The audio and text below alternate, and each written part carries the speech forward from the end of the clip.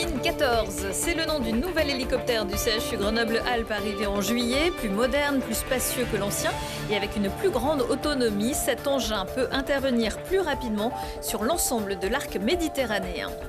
Bleu comme la semaine bleue pour les retraités et les personnes âgées qui se déroule en ce moment dans toute la France et la Maison Bleue installée à Lamure. Cet habitat inclusif pouvant accueillir 8 personnes de plus de 65 ans encore autonomes mais refusant la solitude.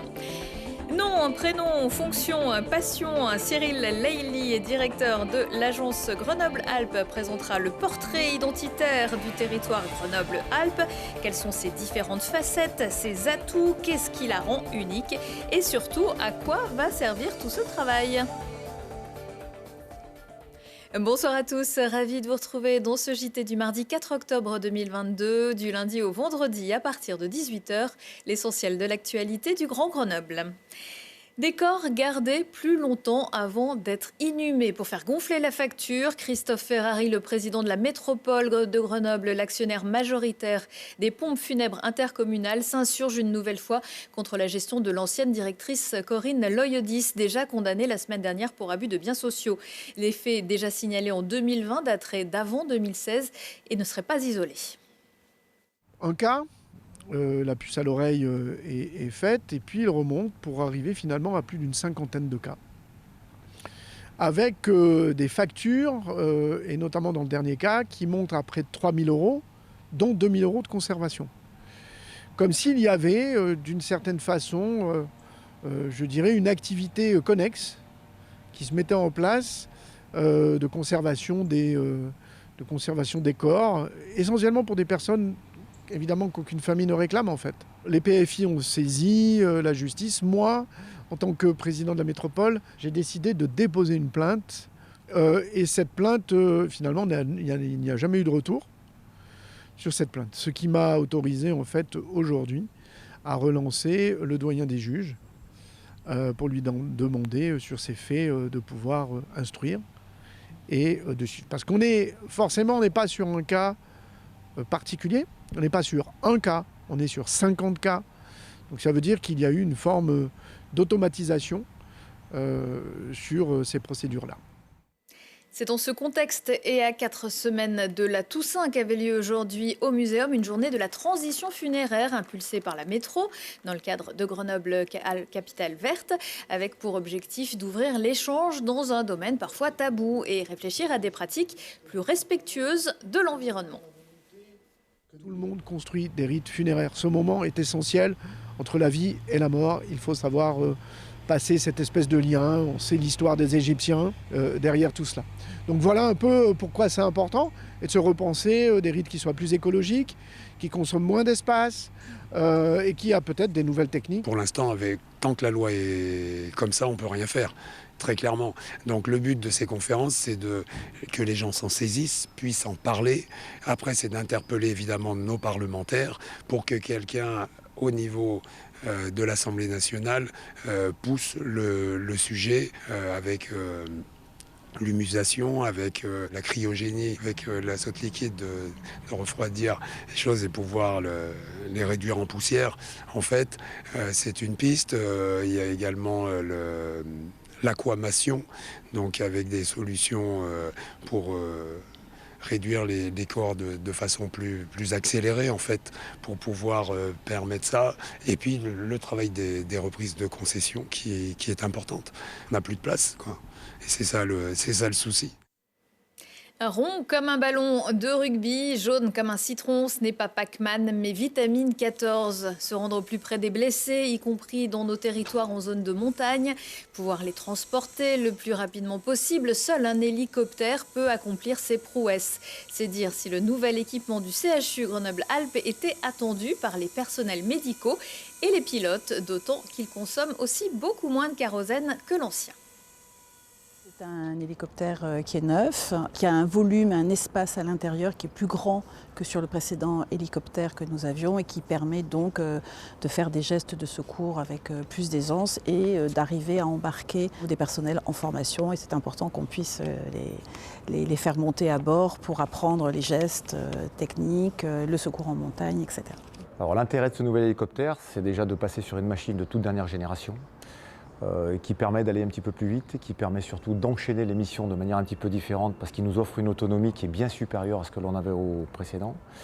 Ça apporte aussi un confort de vol qui est bien différent. Alors, confort de vol pour nous, équipage, dans la mesure où la machine est très très bien équipée en termes d'instrumentation, de pilote automatique, de cartographie embarquée, ce qui nous permet d'avoir une facilité à la navigation, à l'observation de ce qui se passe, mais également un confort de vol pour les équipes médicales, parce que c'est une machine qui vibre beaucoup moins que ce que vibrait l'ancienne, et avec un espace de travail à l'arrière qui est bien supérieur. La première chose par rapport à l'hélicoptère qu'on avait avant, c'est qu'on a plus de place, on peut être à 3 personnels de santé. Donc en général 2 fonctions médicales, on a un médecin et un interne en fin de cursus qui va être amené à prendre des interventions après en hélicoptère, et puis un infirmier, et donc avec beaucoup plus d'espace que ce qu'on avait avant pour travailler auprès du patient, et donc beaucoup plus de sécurité si on a besoin de faire des gestes techniques, y compris en vol. En plus du CHU de Grenoble, cet appareil pourra traiter les appels des hôpitaux de Montélimar, Briançon, Gap et Thonon. Le 4 octobre, c'est la journée mondiale des animaux. L'association L214 en profite pour dévoiler son palmarès des villes qui agissent pour les animaux. Comme pour le baromètre des villes cyclables, c'est Grenoble qui arrive en tête, suivi de Strasbourg. La capitale des Alpes a atteint 65% de ses objectifs grâce à ses efforts pour proposer plus de restauration collective végétarienne, en ne commandant plus de produits d'entretien testés sur les animaux ou encore en travaillant avec des organisations qui proposent la stérilisation des chats de rue. Pas besoin d'animal pour tenir compagnie quand on a des colocataires. En cette semaine bleue, pour briser les idées reçues sur les personnes âgées et retraitées, on vous propose de découvrir la Maison Bleue à la Mure, une nouvelle forme d'habitat pour les seniors. Lina Badreddine s'y est déjà fait plein de copines. Elle n'est pas adossée à la colline, mais on s'y retrouve ensemble. La Maison Bleue est le lieu de vie de Yolande, Gisèle ou Marie-Jo. En tout, cette colocation pour seniors autonomes possède 8 chambres équipées d'une douche, d'un WC, un lavabo et de rangement. Un habitat en plein centre-ville de la Mure, à proximité de tout commerce. Les plus de 65 ans qui vivent ici l'ont décidé d'eux-mêmes. Ils n'ont pas été placés. Ils sont ici, chez eux. Ils invitent qui ils veulent, sortent quand ils veulent et donc vivent comme ils veulent. Je dis toujours à mes enfants, ne vous inquiétez pas pour moi, parce que je ne pouvais pas trouver mieux que d'être ici. Donc je suis en sécurité. Je suis venue ici en sortant de l'hôpital directement. J'avais déjà pris un contact avant. J'étais tiède. Puis ensuite j'ai eu un autre problème, j'ai dû retourner à l'hôpital. J'étais mal à l'aise, je n'avais qu'une envie, c'est rentrer chez moi. Et dans ma tête, ce chez moi, c'était ici. L'idée et la mise en place de cet habitat partagé viennent de Philippe, infirmier, qui souhaitait lutter contre la solitude et l'isolement des seniors. Selon plusieurs études, la solitude pourrait provoquer et aggraver certaines pathologies, aussi bien mentales que physiques. Tout le monde veille les uns sur les autres. J'ai vu les gens rentrer et en quelques semaines, en quelques mois, aller mieux, de mieux en mieux. Cette colocation, elle est hyper bénéfique au niveau de l'esprit, au niveau de l'envie, c'est incroyable. Et le cœur de cette maison, c'est Juliette. Son rôle est d'animer les journées des colocataires avec des activités, des balades ou du shopping, par exemple. Celle qui va un peu réunir tout le monde, proposer des activités, essayer de dynamiser un peu le quotidien des colocataires. Qui est de la bonne entente, celle qui règle un peu aussi, des fois comme dans toute maison, comme dans toute famille, il y a des mini-conflits. Donc on est là pour apaiser les gens, les rassurer, c'est principalement aussi le rôle de la Maison Bleue. Et rassurer les familles aussi. Juliette cuisine aussi avec eux, les accompagne dans leurs courses et le ménage. Chacun participe selon son souhait aux tâches quotidiennes. En somme, ces seniors vivent ensemble simplement et librement au gré de leurs envies. Quelle définition du territoire Grenoble-Alpes? Qui sont ses habitants? L'agence Grenoble-Alpes nous tend un miroir pour définir ce portrait identitaire. On va y revenir avec vous, Cyril Leili. Bonsoir. Bonsoir. Et vous êtes directeur de l'agence Grenoble-Alpes. Alors la dernière fois que vous étiez venu, vous étiez directeur de l'office de tourisme Grenoble-Alpes. Qu'est-ce qui a changé?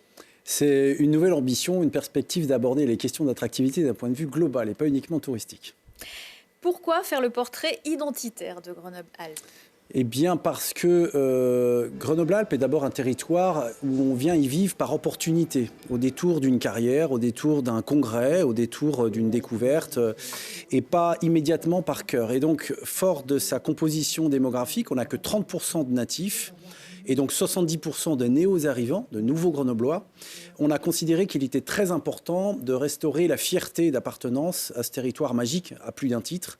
Et donc, c'est ce qui vise à mettre un peu le point de démarrage d'une nouvelle démarche d'attractivité autour de la marque Grenoble-Alpes pour restaurer vraiment le rôle un peu d'ambassadeur des habitants et restaurer la fierté d'appartenance à ce territoire extraordinaire. Et pour ça, il faut donc savoir de quoi on parle, faire le portrait de Grenoble-Alpes. L'enjeu est, en gros, pour bien nous connaître, il faut d'abord, pour bien nous promouvoir, l'enjeu est d'abord de savoir qui nous sommes vraiment, au sens du cadre de vie, la sensorialité, les odeurs, les sons, les matériaux, les couleurs, etc., les paysages, les skylines, etc., et au sens de l'humain, du cadre humain, avec son histoire, ses savoir-faire, ses valeurs, son sentiment d'appartenance.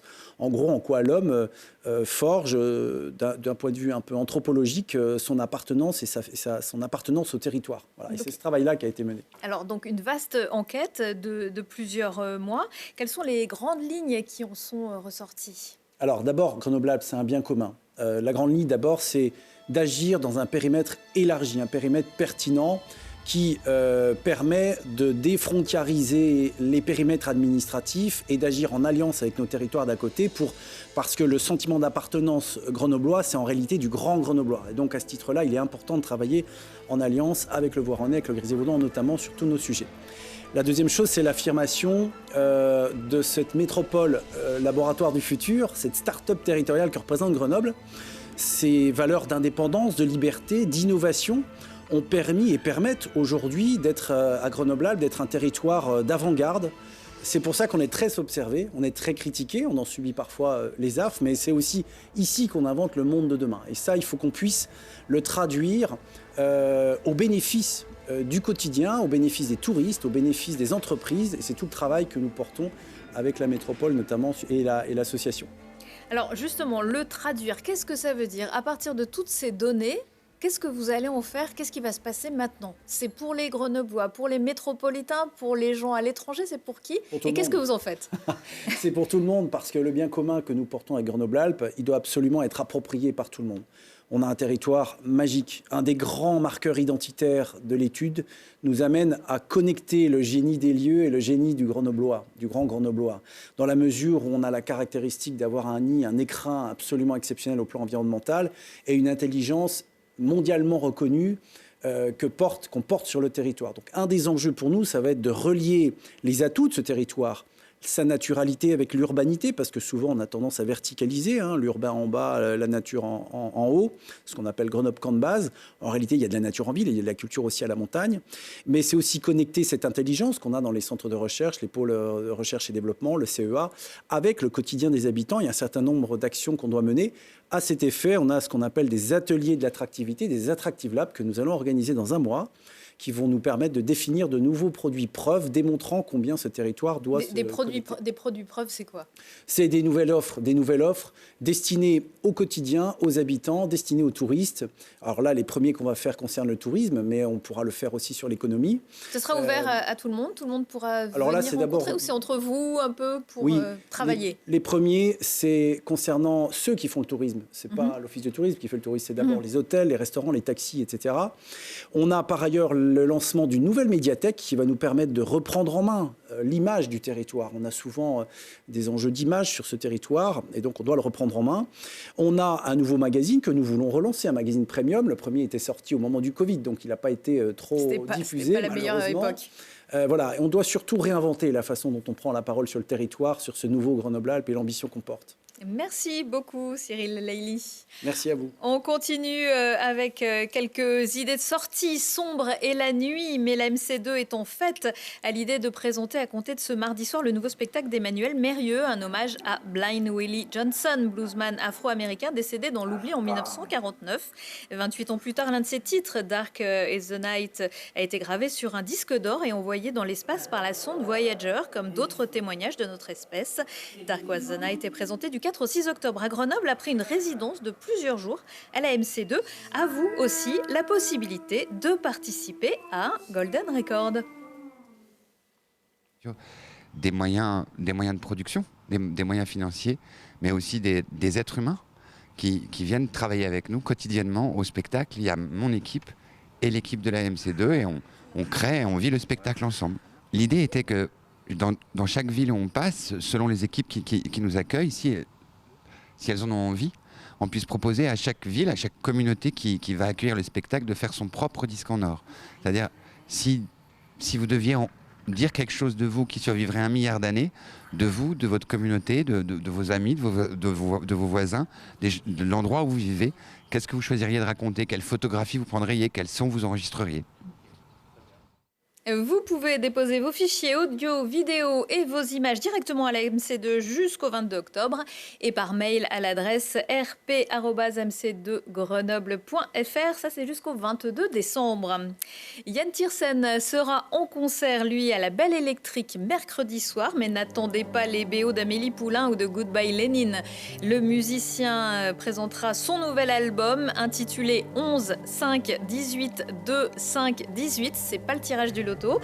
Cet album enregistré dans son studio à Ouessant, il y est question de musique électronique incluant le dance floor et l'esprit club. En première partie, Kinkis alias Émilie Tiersen, oui madame.